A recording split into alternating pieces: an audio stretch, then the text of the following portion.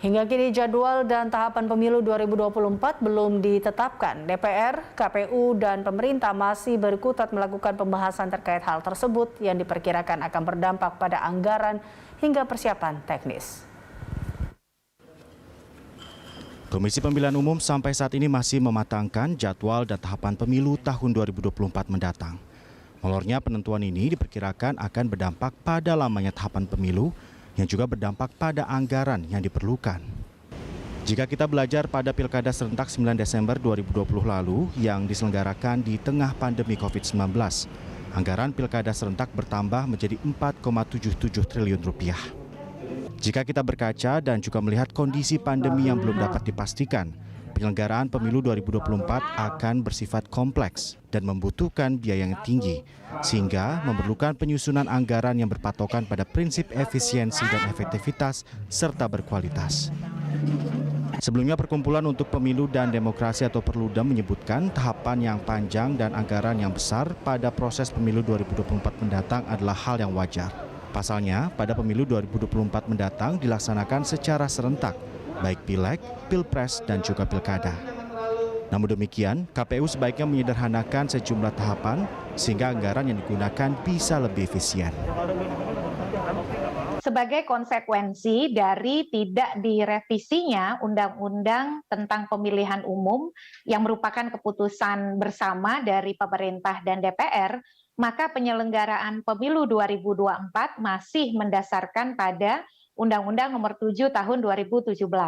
Nah, terkait dengan tahapan pemilu ini, memang hulunya ada di Undang-Undang 7 Tahun 2017, khususnya pasal 167 ayat 6, yang menyebutkan bahwa tahapan pemilu diselenggarakan paling lambat 20 bulan sebelum hari pemungutan suara.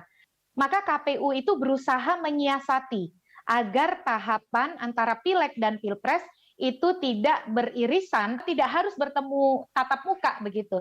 Dengan demikian kan dananya menjadi lebih bisa diefisienkan. Jangan lagi mengedepankan kultur aji mumpung gitu ya, membengkakkan biaya perjalanan dinas hanya karena misalnya ingin memanfaatkan belanja perjalanan dinas dan lain sebagainya. Jadi ada beberapa elemen yang memang bisa diefisienkan di dalam penyelenggaraan pemilu kita.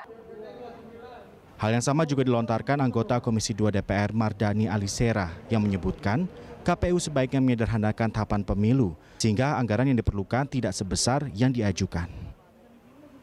Intinya begini, pemilu ini harus jadi pemilu yang berintegritas tapi juga murah gitu.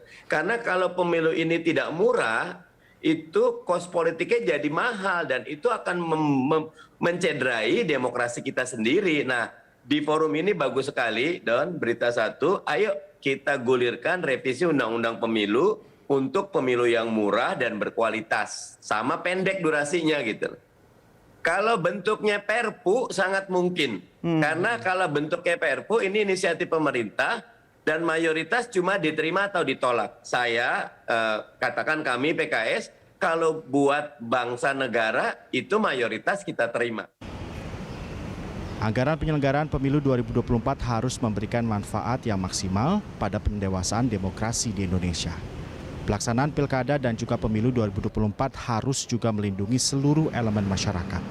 Selain itu, KPU juga diharapkan untuk menyiapkan dua skenario. Apakah nanti pemilu dan pilkada dilakukan dalam keadaan normal ataupun dilaksanakan dalam keadaan tidak normal atau masih dalam kondisi pandemi COVID-19. Tim Liputan, Berita 1.